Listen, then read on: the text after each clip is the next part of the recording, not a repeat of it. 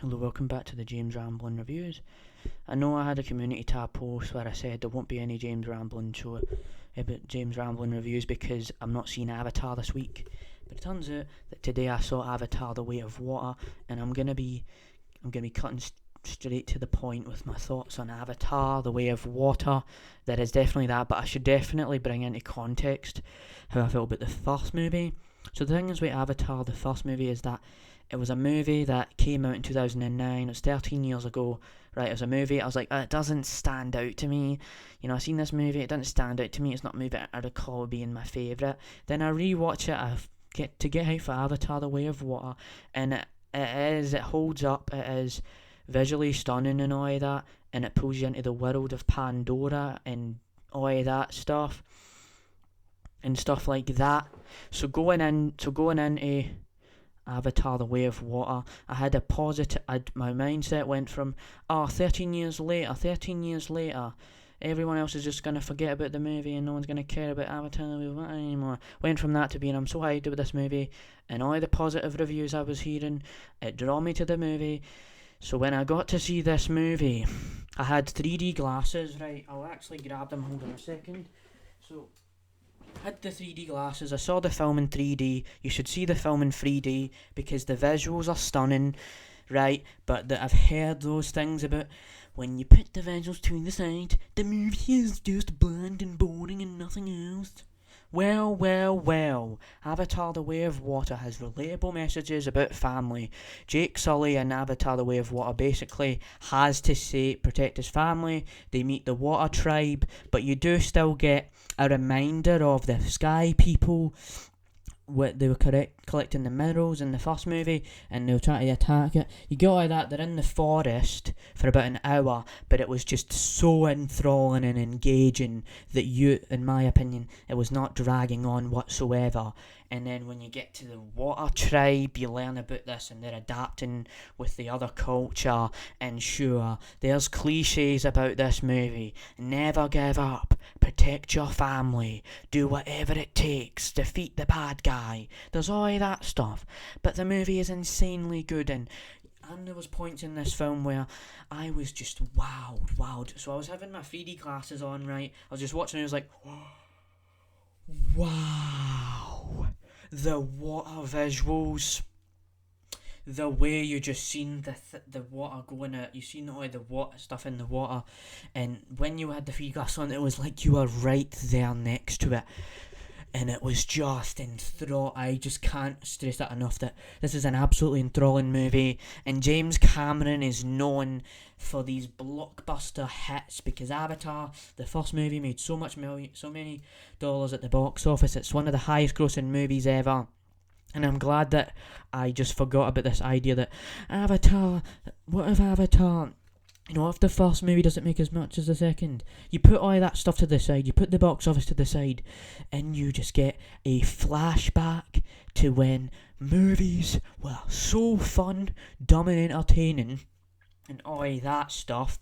So there's a good side to this, but there is also slight things that I didn't like. The villain stuff is a bit iffy. It's not the best, but I won't go too deep into spoilers, but the final act is just doubles down on the action, and it's just amazing all throughout. It is actually mind-boggling how entertaining this movie was for me.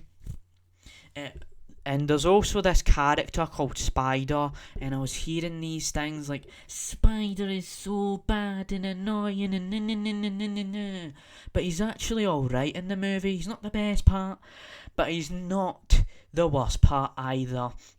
And Jake Sully, I think Jake Sully is amazing here. I think the people are saying, Moist Critical made a video, like, I don't like how Ney'tiri was sidelined, but here's the thing, the kids get more involvement because we're dabbling even further into the world of Pandora. You just get an amazing movie here, and I cannot stress it enough. I'll give it an 8.5. It is up there with Top Gun Maverick. It is definitely not on the same level, so to speak, of Top Gun Maverick, but you just get a really good movie. And it's not like I'm trying to say here there's nothing bad about the movie, right? There's nothing good about the movie, I should say, or whatever. I'm not trying to cloud it where it's only good things, but just don't go into this theatre expecting it is cinema perfection, because like I say, just to summarise, it is things you've seen before, but it's so entertaining. I think families and parents should take their children to see this because of those relatable messages, and also there was those tugs at the heartstrings, and I won't go into that because this movie's been out for 3 days or something like that. Tugs at the heartstrings, and I almost cried a few times. So James Cameron never bet against this man, because he just pulled one out of the woodwork and delivered banger cinema. Wow, what an amazing movie this was. And that is basically my thoughts on Avatar: The Way of Water.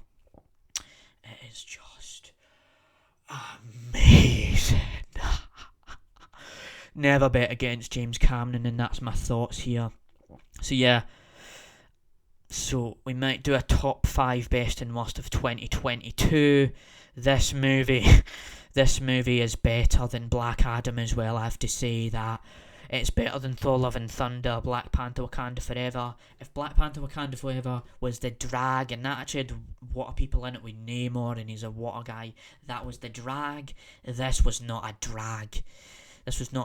And I had Phoenix sitting next to me, and he looked at his phone a few times, and you know Phoenix, he's not a movie person. He got confused with Avatar, because he never really watched the original. And we had Tudor as well, he's been on the show before, and then there's Manraj, and Manraj enjoyed the movie, but he was this guy that kind of, like, he noticed so many plot holes, but he wasn't attached to the emotional tongue of the heartstrings and the relatability of the family like I was. But this proves that you should go out there and see the movie for yourself, and if you're going to see this movie, see it in the biggest screen ever, with 3D glasses. So, I know I was going to end the review, but I actually couldn't stop. I just couldn't stop it, because this movie is worth seeing. I'm really I'm blown away. I'm actually blown away. I'm still trying to process what I just watched, and I'm gonna see this film again, because I really want this movie to have some support. See Avatar 2.